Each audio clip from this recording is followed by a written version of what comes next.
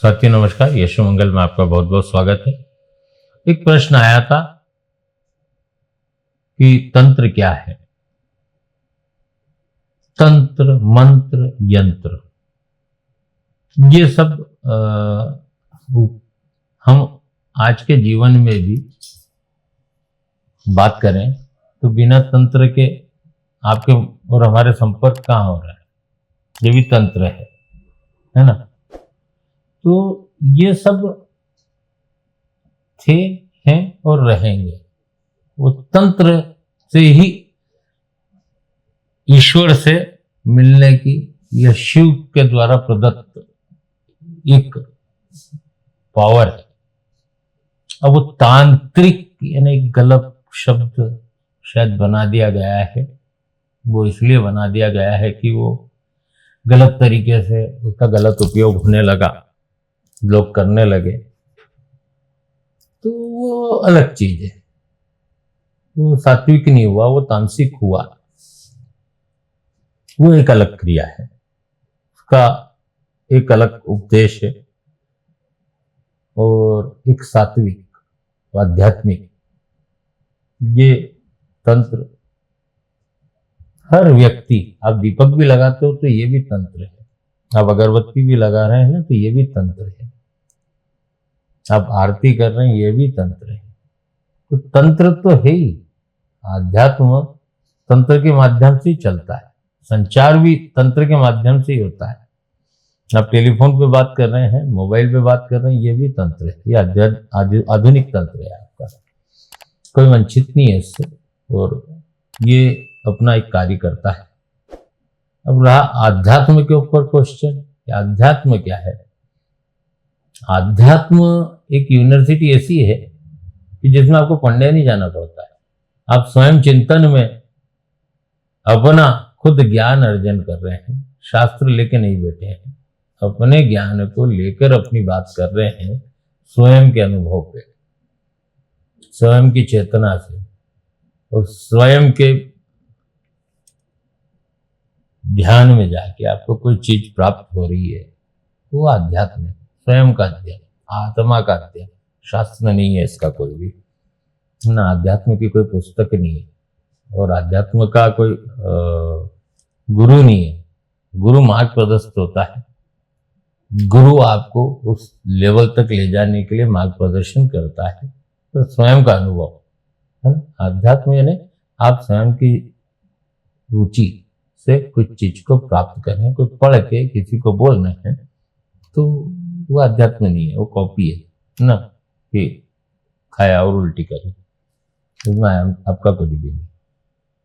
वो एक अलग चीज, एक अलग फील्ड है, और उससे आप किसी से बहस भी नहीं कर सकते, क्योंकि सबकी अपनी सोच, सबके अपने विचार, सबके अपने ज्ञान, तो सबका अपना विवेक, जिसमें किसी को कोई फॉलो करे जरूरी नहीं, और होना भी नहीं चाहिए।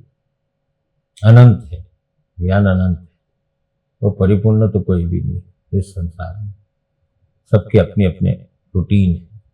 अंततः सारी नदियों को जाके विवेकानंद जी ने कहा ना, एक ही जगह समाहित होना है, जिसको बोलते हैं महासागर। कोई पूरब से बह रही है, कोई पश्चिम से बह रही है, कोई उत्तर से। सबके अपने अपने लॉजिक है, सबकी अपनी अपनी क्रिया है, और सबके अपना अपना कर्तव्य है। तो आप किसी को रोक भी नहीं सकते हो, टोक भी नहीं सकते हो, तो रोकना टोकना भी नहीं चाहिए। सबकी अपनी विचारधारा। अभी जैसे साईं बाबा के लिए एक नया प्रोपोगंडा चलाया, चांद मियां करके। अरे भाई, आप पहले समझ तो लो। आप 125 साल बाद किसी चीज को क्रिटिसाइज कर रहे हो, क्यों कर रहे हो, लॉजिक नहीं पता, कुछ कुंठा भी होती है, और शायद धर्म को आपस में लड़ने झगड़ने के लिए कुछ विसंगतियां भी होती है कि सनातन एका चित कैसे रहे, सनातन ही आपस में लड़ने भिड़ने लगे। अब बाबा को मानने वाले कौन है, बाबा की आरतियां कौन करता है शिरडी में, सब हिंदू है, 100% हिंदू है।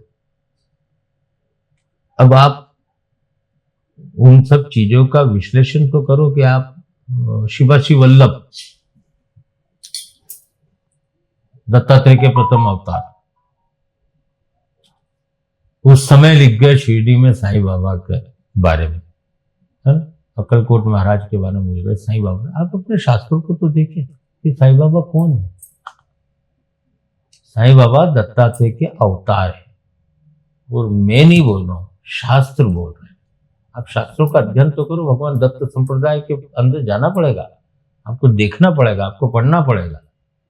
तो हम अपना अपमान करने में लग जाते हैं और उसके दंड हमारे समाज को भोगना पड़ते हैं।